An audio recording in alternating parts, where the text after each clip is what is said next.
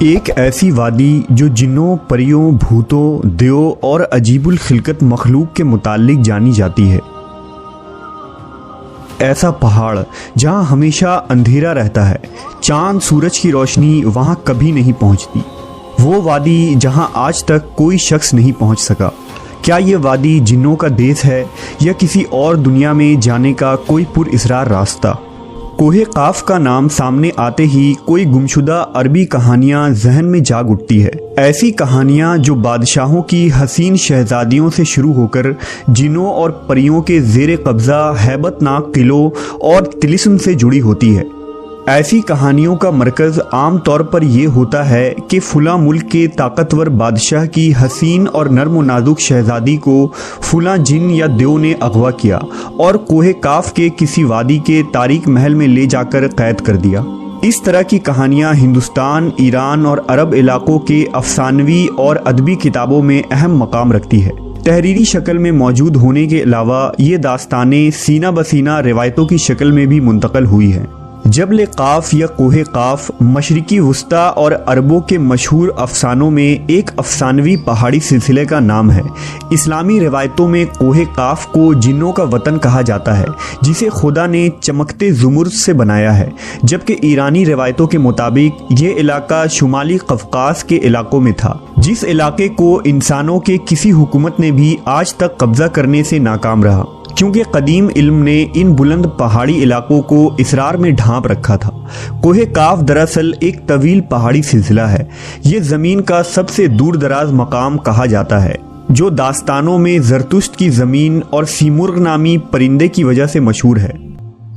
کہتے ہیں کہ کوہ قاف سبز زمرد پر مشتمل ہے، جس کے عکس نے آسمان کو سبز رنگ عطا کیا ہے۔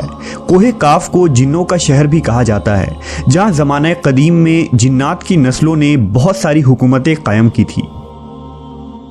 امام قزوینی لکھتے ہیں کہ کوہ قاف کئی علاقوں میں منقسم ہے، جس میں 70 زمینیں چاندی کی ہیں، 70 زمینیں سونے کی ہیں اور 70 مشک کی۔ عربی کتابوں کے مطابق قاف پہاڑی سلسلوں میں سب سے اونچا تھا، جو اللہ کی طرف سے زمین کو سہارا دینے کے لیے بنایا گیا تھا، اور اس دنیا میں جتنے بھی پہاڑی سلسلے ہیں، تمام سلسلوں کی شاخیں زیر زمین کوہ قاف سے جڑا ہے۔ اس طرح کوہ قاف جو اس زمین کا سب سے بڑا پہاڑ ہے، تمام پہاڑی سلسلوں کا مرکز ہے۔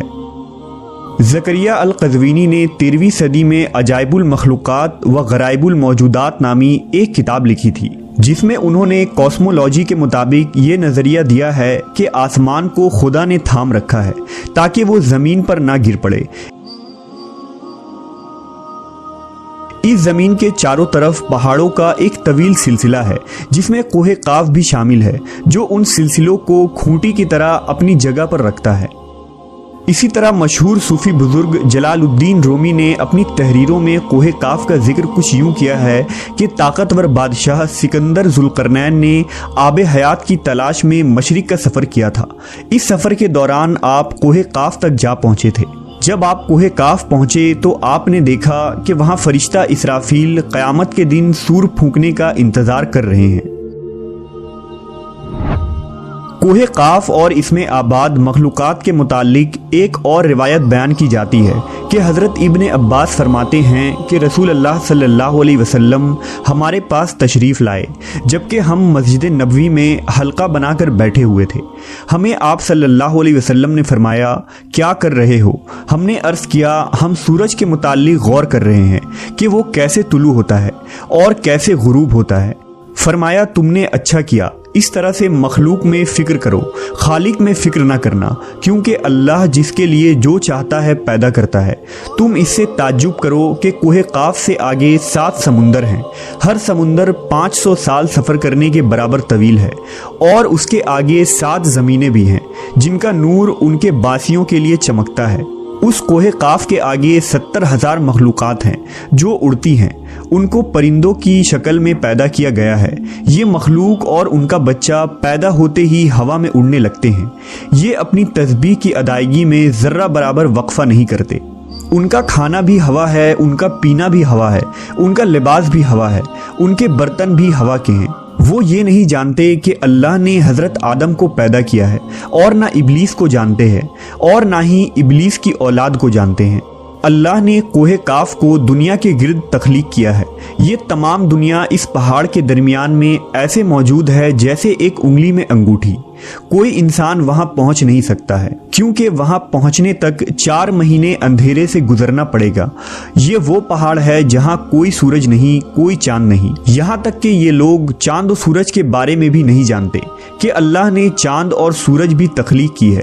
جو روشنی ان تک پہنچتی ہے وہ کاف پہاڑ کی روشنی ہے، اور وہاں موجود لوگ جڑی بوٹیاں کھاتے ہیں اور ان کے بدن پر کوئی کپڑا نہیں ہوتا۔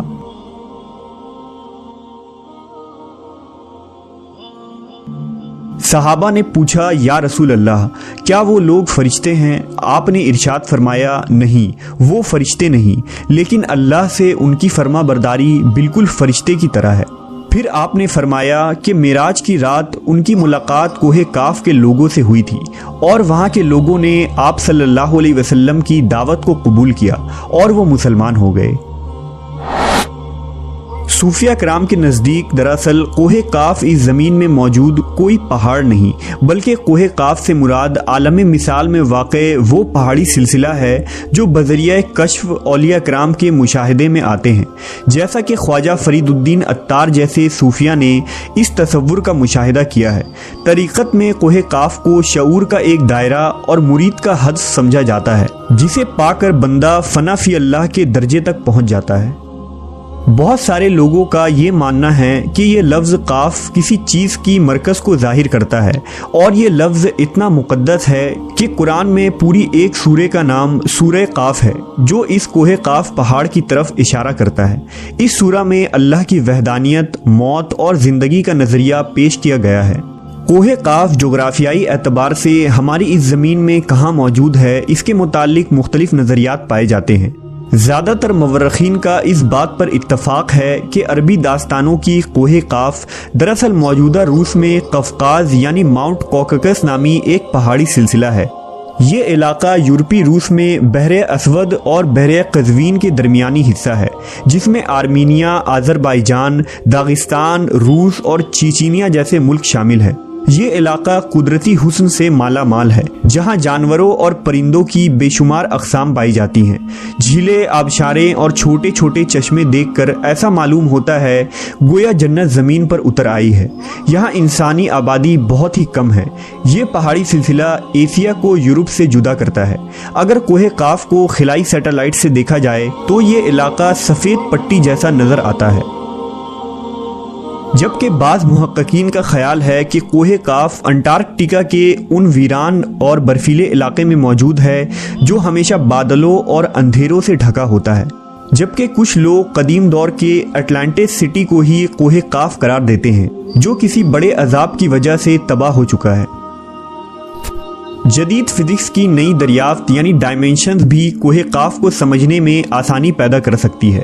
دراصل فزکس کی جدید تحقیق کے مطابق ہماری اس کائنات میں کل 11 ڈائمینشنز وجود رکھتے ہیں، جبکہ ہم انسان صرف 3 یا 4 ڈائمینشنز میں زندگی گزار رہے ہیں، کیونکہ ہم ٹائم اور اسپیس کے قید میں زندگی گزارتے ہیں۔ ان مزید 6 ڈائمینشنز میں کتنے ستارے، سیارے اور دنیا آباد ہیں، اس کا علم صرف اللہ تبارک و تعالیٰ کو ہی ہے۔ محققین کے مطابق ارواح کی دنیا، عالم برزخ اور جنت و جہنم انہی ڈائمینشنز میں موجود ہیں جن میں انسان موت کے بعد داخل ہوتا ہے۔ ممکن ہے کہ کوہ کاف بھی انہی 11 ڈائمینشنز میں سے کسی ایک ڈائمینشن میں موجود ہو، جہاں نسل انسانی کا قدم رکھنا ناممکن ہے۔